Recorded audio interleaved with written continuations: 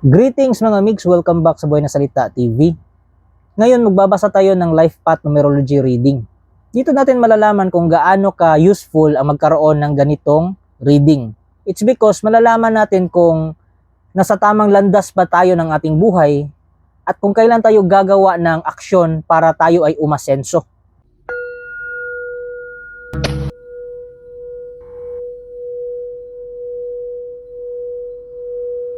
So, kailangan natin dito ay ang araw ng kapanganakan. So, meron nag-submit ng isang araw ng kapanganakan which is kaklaruhin ko lang mga migs na hindi ito libre. It's because napakahaba po ng chart na yan, napakahaba po ng dapat i-analyze. So, kailangan natin ng exchange of energy para sa pabor na gagawin ko sa inyo. Hindi pwede na libre kasi maraming mga makakapal yung muka na puro na lang libre. Ganito kasi yan, sa mga mahilig sa libre, ang nangyayari sa inyo kapag nagpapalibre kayo parati, may utang kayo na karma sa isang tao. At ang karma ng taong yon pwedeng mabahagi sa inyo kasi mahilig kayo sa libre. Kaya dapat matuto din kayo na magbigay in return para hindi kayo mag-share ng karma sa isang tao na pinalibre nyo sa kung anumang trip ninyo. So sa mga bago pa lang sa channel ito, mga migs, paki-subscribe po, paki-like ng video, and don't forget to hit the notification bell para updated kayo sa ating mga future topics. So ang nag-submit po sa atin mga migs ay ipinanganak siya sa petsa na 16. So calendar date of birth o yung petsa. So yun ang tinatawag na soul karmic number. So ito yung karma ng soul mo. Kung yung petsa ng kapanganakan mo ay 2 digit, tulad nito 16, ibig sabihin may dala-dala kang karma sa past life. Pero kung ang petsa ng kapanganakan mo ay 1 digit lang, so ibig sabihin wala kang masyadong karma sa past life mo. So i-reduce natin into single number, itong compound number na 16. So 1 plus 6 is equals 7. So malalaman natin mamaya kung ano ibig sabihin ng number na 7 sa numerology. Ang life path number niya o yung destiny niya o yung kapalaran niya ay 5. So makukuha natin yung 5 pag ina-add natin yung petsa ng kapanganakan, buwan at saka yung taon. Siyempre, hindi natin lalagay dito yung kumpletong detalye. It's because para na rin sa privacy ng taong nagpa-read. So, yung araw na pinanganak siya, nung taon na yun ay Huwebes. Which is, in Thai Buddhism mga migs, ang Huwebes ay may corresponding na number which is 5 din. So, isang magandang confirmation. So, isang magandang support mula sa kanyang destiny number at saka sa kanyang araw ng kapanganakan, magkaparehong 5. So, ibig sabihin po ng number 7 o yung karmic number niya ay delay o long-term struggle. So, dito nakukonfirm yung mga complaint niya kung bakit yung ibang mga tao ang dali lang abutin ng mga pangarap nila. Sa kanya, ang hirap. Kahit mga konting bagay lang na gusto niyang bilhin, kailangan niyang pagtrabahuan ng 3 beses, 5 beses, so kailangan niya pag-ipunan ng maraming taon para lang makuha niya. Hindi tulad ng ibang tao na instant lang nakukuha nila kaagad yung mga kagustuhan nila. It's because meron siyang daladalang karma. At ang karma na daladala niya ay delay o long-term struggle. So sa compound number, para makuha natin yung 7, meron siyang 16, yung araw ng kapanganakan niya, 1 at 6. So authority yung 1, ang ibig sabihin, at ang ibig sabihin ng 6 ay luxury. So sa past life niya, umabuso siya sa luxury and authority. So naging abusado tong taong to. So mahilig siyang mag-shortcut dahil sa marami siyang pera at meron siyang mataas na katungkulan. At ang era ng kapanganakan ng taong to ay 80s. So batang 80s. Dito naman sa career path mga migs, ito yung dapat niyang tahakin na landas o karera sa buhay. Ito yung dapat niyang trabaho based sa kanyang life path number na 5. Unahin natin dito sa trabaho kasi ito yung main talaga na dapat niyang pasukin eh. So more on trabaho siya kaysa sa magnegosyo. Pero may paraan para umasenso din siya pagdating sa negosyo. So unahin natin itong sa trabaho. Kasi yung 5 mga migs ay pwede siyang maging teacher or spiritual preacher tulad ng pare o di kaya monk. So yan yung mga landas na dapat niyang tahakin. Educator, magpalaganap o mag-share ng knowledge o karunungan. Sa negosyo naman mga mix, dapat yung negosyo niya ay related sa karunungan. So anything about education, tulad ng school supplies, mga libro, at dahil meron siyang career path na bilang spiritual preacher, so pwede din siyang mag-business ng mga spiritual merchandise. So anything na mga spiritual merchandise na pwedeng magbigay ng karunungan o spirituality sa isang tao. So ito yung destiny niya. Dito siya nabilong mga mix. So ito naman yung mga luck stages o sinasabi natin na mga swerte, mga antas ng swerte niya. So hindi lahat mga mix sa buhay ng tao ay swerte. Parang gulong yan. Merong taas, merong baba. Pero dapat paghandaan mo kung kailan ka bababa. Kung anong taon, dapat malaman mo yan. At kung ano yung mga dapat mong gawin bago yung pagbaba ng buhay mo. So ito yung mali sa taong to eh. Kasi nung nag-edad siya ng 38 noong 2025 mga migs, nasa angel number siya. It's because 3 plus 8 equals 11. So angel number yan. Tapos ang ibig sabihin nun ay charm. So lucky siya or maswerte siya. Dapat ang ginawa niya dito mga migs ay binayaran niya yung mga past life karma niya. It's because meron siyang daladalang karma, itong 16. O pag ina-add natin ay 7, yung delay.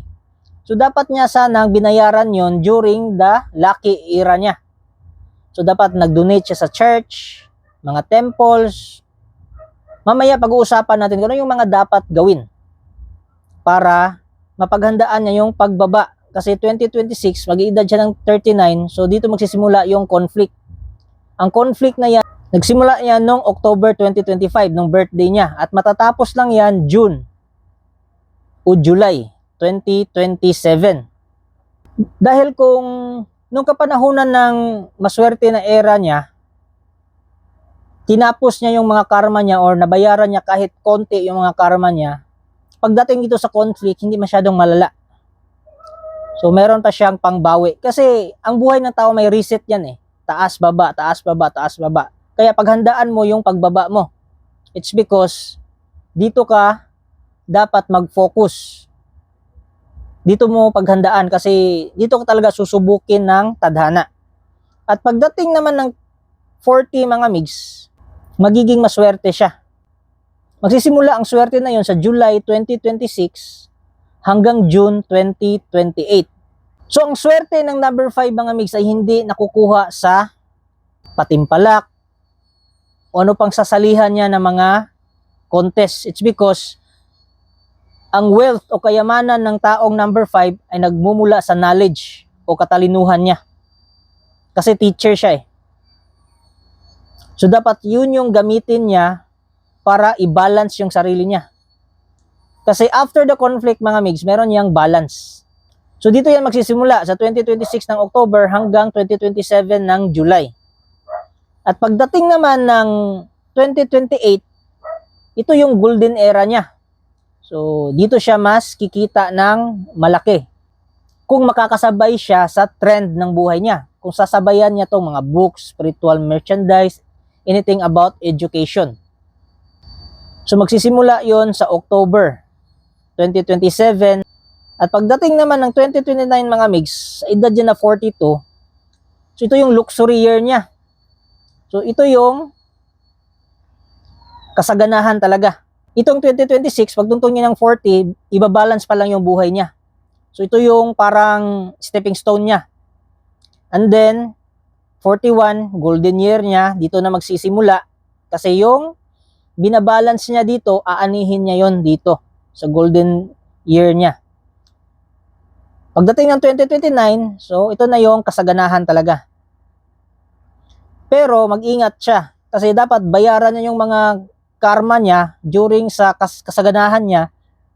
It's because pagdating ng 43 ay karmic year niya. So ito yung singilan. So bago pa ang singilan, dapat nakabayad ka na. Para pagdating ng singilan ay hindi na masyadong ganun kalaki ang kukunin sa inyo ng universe. At pagkatapos ng karmic year niya, pag maganda yung bigay niya ng good karma o maganda yung paghakot niya ng good karma, So, babalik na naman siya sa kanyang angel number. Pero mag-ingat pa rin kasi yung angel number niya ay may nakatago na isang number. Ang angel number niya is 44. Pero pag ina-add mo yung dalawang 4, ang resulta dyan ay 8. 8 is the planet of Rahu, which is obsession, mga migs. So, baka ma-obsess siya sa kanyang tinatamasa na kasaganahan o di kaya ma-obsess siya sa isang material na bagay. Dapat ipamahagi niya yon. Kasi angel number siya dito eh. Yan o. Pagtungtong niya ng 44. Pagdating naman ng edad niya na 45, mga migs, ito na yung hukom eh. Ito yung hukom, mga migs. Nilagyan ko ng star eh. Kasi pag ina-add mo yung 2032, ang resulta niyan 7. 7 means ito yung karma niya. Yung dinadala niyang karma.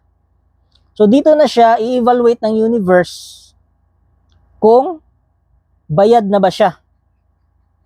Tapos, yung edad niya dyan ay 45 pa. 45, i-plus mo yung 4 at 5, ibig sabihin 9 o completion. So, posible ito yung completion ng karma niya. Kung hindi siya maging obsessed sa material na bagay, pamamahagi niya, so most probably, makukomplete na yung karma niya. So, meron ng victory or karmic completion. Pero pag naging obsessed siya sa pera o sa material na bagay at hindi niya nabayaran yung mga karma niya, magiging reverse to eh. Imbis na maging bayad na siya sa karma niya, maaari pang magkaroon siya ng matinding sakit or ikamatay pa niya. Kasi ito yung final na singilan. Ito yung unang singilan. Ang edad siya ng 43. Final na singilan niya, 45. Pagdating naman ng 2033, mga migs, pag edad niya ng 46, ito yung bagong cycle na naman ng buhay niya. At mula sa bagong cycle na yon, so meron ding about love or charm.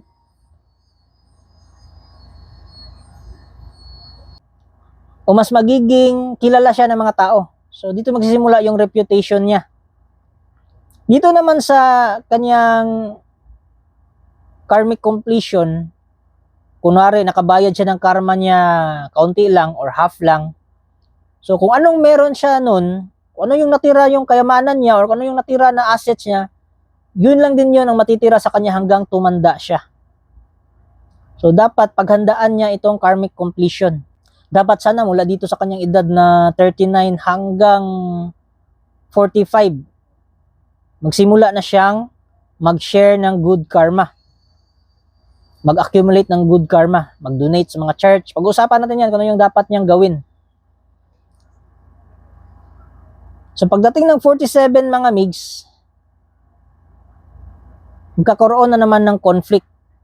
Pero kung bayad na siya sa kanyang karma, or kahit nakuhaan lang ng konti yung karma niya, o kahit 50% or 90% ang karma niya, instead the opposing force, conflict, ang magiging resulta doon ay courage. O magkakaroon pa siya ng inspiration para sa mga taon na darating hanggang sa tumanda siya. So, very crucial sa kanya itong age 39 to 44, mga migs. Magiging golden years niya ito, pero dapat wag niyang kalimutan na bayaran yung karma niya. So, ito yung mga blockage, mga migs. Kung bakit mahirap kunin yung mga pangarap niya. Dahil meron siyang karma na 7 or delay.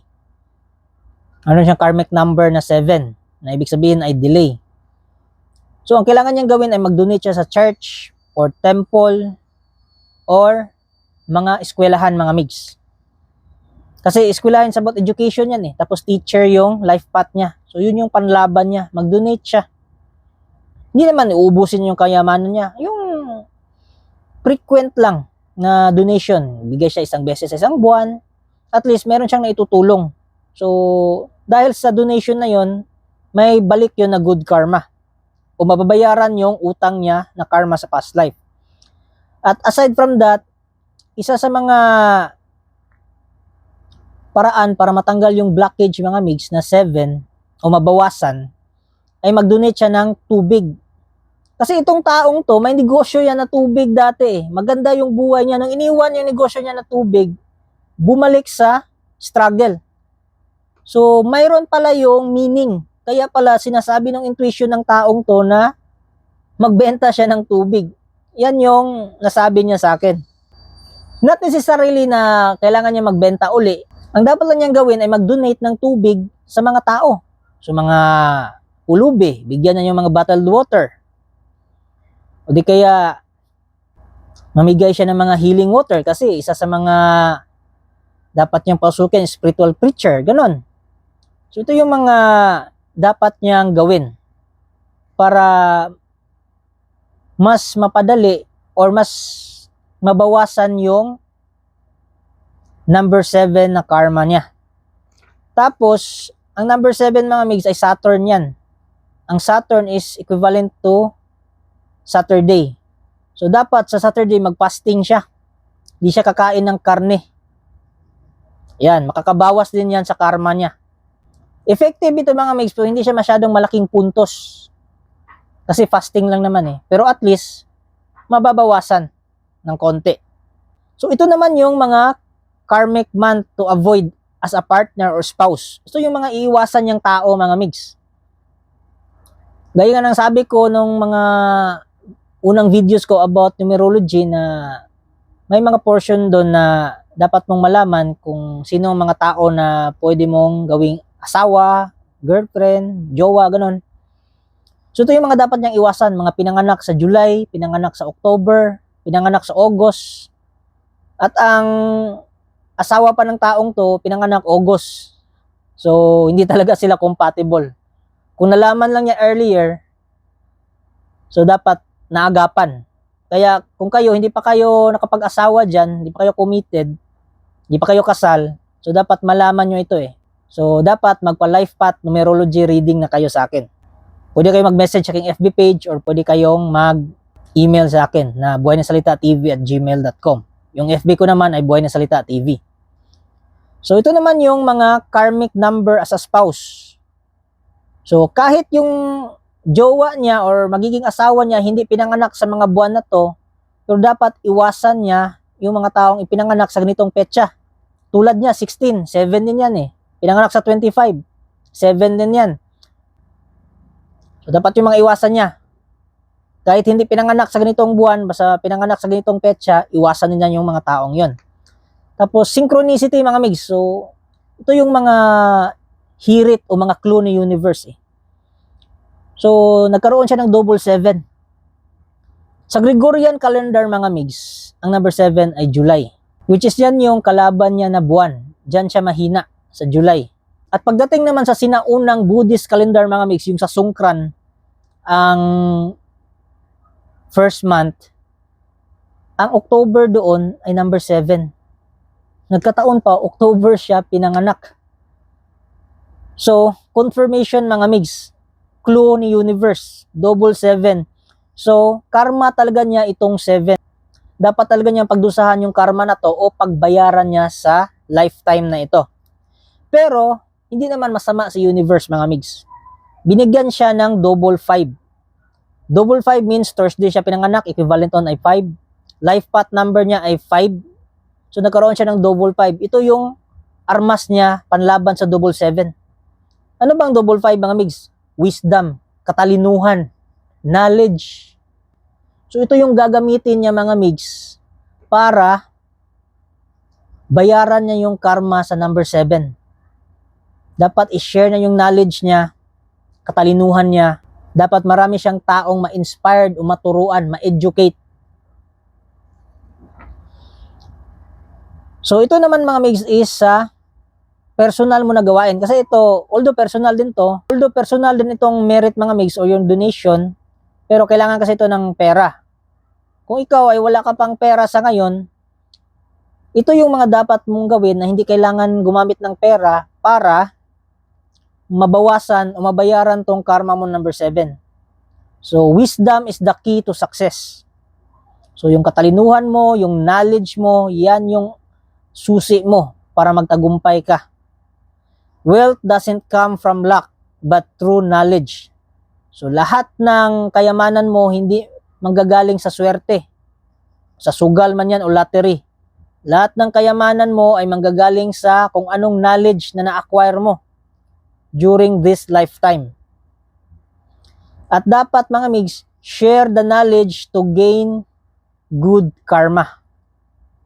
So dapat i-share mo yung knowledge na yon sa ibang tao o educate mo yung tao, yung ibang tao o maraming tao para mas maraming good karma ang babalik sa iyo at ang ibang good karma na yon ay mababayaran itong utang mo sa past life mo na number 7 na karma. So yun mga migs, ganyan po ang pag-reading ng life path numerology. Medyo mahaba mga migs, sobrang taas ng analysis na kailangan. Kaya hindi siya pwede na libre.